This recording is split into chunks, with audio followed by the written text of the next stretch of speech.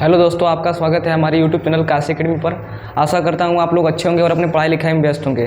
तो आइए आज हम पढ़ते हैं अकार्बनिक रसायन क्लास 12 का। कल हमने पढ़ा था कार्बनिक रसायन जिसमें हेलोअरीन की निर्माण की विधियों को पढ़ा था। आप लोग उस वीडियो को नहीं देखे हैं तो जाइए प्लेलिस्ट में या फिर वीडियो में होगा लगा हुआ, आप लोग देख लीजिए। उसमें हम लोग हेलो एल्केन तथा हेलोअरीन के निर्माण की विधियों को और क्या होता है उसको जाना था। तो आइए हम लोग पढ़ते हैं अकार्बनिक रसायन का पहला चैप्टर विलयन। आपको हम पहले बता दें कि इसमें हम बस इंपॉर्टेंट पढ़ेंगे जो हर साल बोर्ड में पूछता है। आइए विलयन को देखते हैं क्या होता है। विलयन दो या दो से अधिक पदार्थों के समांगीय मिश्रण को विलयन कहते हैं। ये तो लिखा है, आप लोग पढ़ लिए और काफ़ी पर लिख लिए होंगे। अब सोचेंगे कि हम कल याद कर लेंगे, परसों याद कर लेंगे। तो आइए सबसे पहले हम आपको याद करवाते हैं विलयन क्या होता है। दो या दो से अधिक पदार्थों के समांगीय मिश्रण को ही विलयन कहते हैं। मेरे साथ बोलिए जहाँ पर भी हैं। दो या दो से अधिक पदार्थों के समांगीय मिश्रण को ही विलयन कहते हैं। अब कितने लोग का क्वेश्चन हो गया कि समांगी क्या होता है। समांगी मतलब कि जो विलेय है ना, विलेय यौगिक के सभी आयन जो है ना विलायक में घुल जाएंगे, उसे ही समांगी कहते हैं। मतलब कि विलेय के सभी अणु विलयन में घुलने चाहिए। जैसे कि विलयन का उदाहरण क्या हुआ, चीनी और पानी का मिश्रण, नमक और पानी का मिश्रण, ये सब विलयन है। इसमें चीनी के सभी अणु पानी में घुल जाते हैं, इसे ही विलयन कहते हैं। तो आइए एक बार और समझते हैं विलयन किसे कहते हैं। दो या दो से अधिक पदार्थों के समांगी मिश्रण को विलयन कहते हैं। अब ये होगा विलयन। अब हम पढ़ेंगे विलयन की सांद्रता। इसमें हम लोगों को बहुत कुछ पढ़ना है, पर जो इम्पोर्टेंट है उसी को हम पढ़ेंगे। इससे पहले भी विलयन में बहुत कुछ है, जैसे कि विलयन का प्रकार, तनु विलयन, सांद्र विलयन, संतृप्त विलयन, असंतृप्त विलयन, जो कि हम नहीं पढ़ाएं क्योंकि वो इम्पोर्टेंट उतना नहीं है। इसलिए आप लोग बुक से उसको पढ़ लीजिएगा, जो बोर्ड में हर साल आता है उसी को हम पढ़ा रहे हैं। तो विलयन की सांद्रता में हम सबसे पहले पढ़ेंगे मोलरता। क्या पढ़ेंगे? मोलरता। ये भी हर साल लगभग में 3 नंबर का बोर्ड में पूछता है और इस पर क्वेश्चन भी पूछता है, इसलिए आप लोग इसको अच्छे से पढ़िएगा। तो आइए समझते हैं मोलरता क्या होता है। किसी निश्चित ताप पर प्रति लीटर विलयन में घुलित विलेय पदार्थ के मोलों की संख्या उस ताप पर विलयन की मोलरता कहलाती है। मेरे साथ बोलिए, किसी निश्चित ताप पर प्रति लीटर विलयन में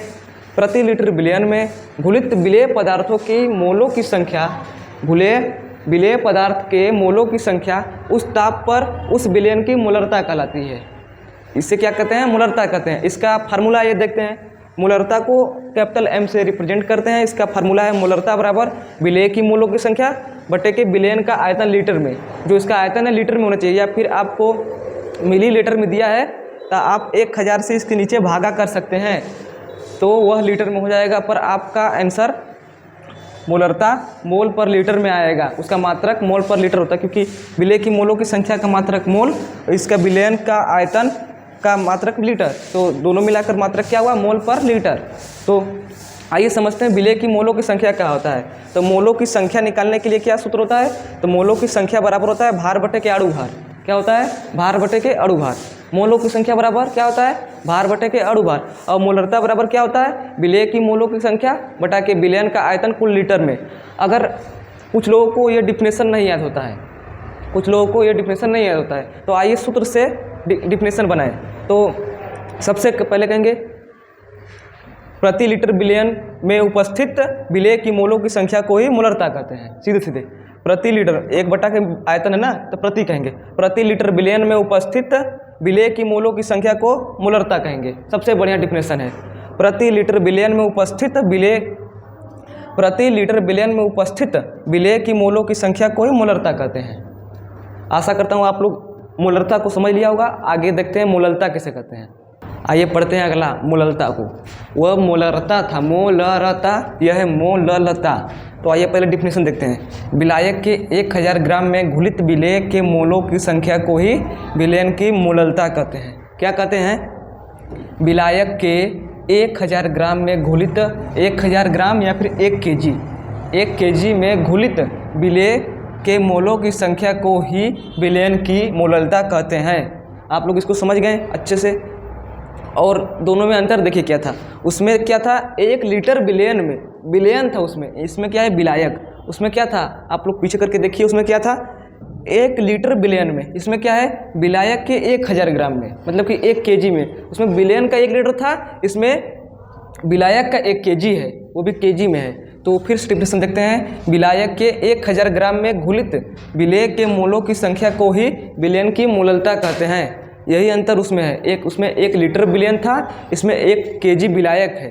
तो आइए सूत्र देखते हैं। मोललता बराबर क्या होता है, विलेय की मोलों की संख्या बटा के विलायक का द्रव्यमान केजी में। अगर यही ग्राम में रहेगा तो विलायक का द्रव्यमान ग्राम बटा के 1000 कर देंगे। क्या कर देंगे, विलायक का द्रव्यमान ग्राम में बटा के 1000, तो वह हो जाएगा केजी में। क्योंकि ग्राम को केजी में बदलेंगे तो क्या करेंगे बताइए, आप लोग क्या करेंगे, कमेंट में जवाब देंगे। तो इसको हम शॉर्ट फॉर्म में कैसे लिखते हैं, मोललता को स्मॉल m से लिखेंगे और मोलों की संख्या क्या लिखते हैं m से।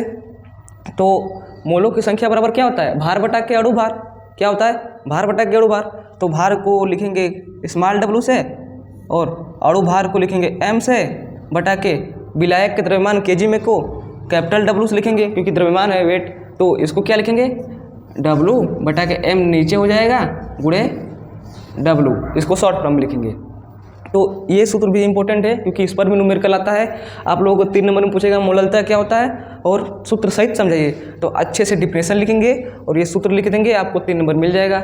और कभी सवाल तो फिक्स है, क्योंकि 3 ही चैप्टर अकार्बनिक रसायन में है जो कि न्यूमेरिकल के बेस से हैं। तो 8 नंबर का तो लगभग में न्यूमेरिकल आता है, तो शायद इसमें से 5 नंबर का भी न्यूमेरिकल बन सकता है, 3 नंबर का भी न्यूमेरिकल बन सकता है, वह एग्जामिनर के ऊपर है। तो आप लोग इस चैप्टर को हल्के में मत लीजिए, यह बहुत इंपॉर्टेंट चैप्टर है, इसलिए इसको मन लगा कर पढ़िए।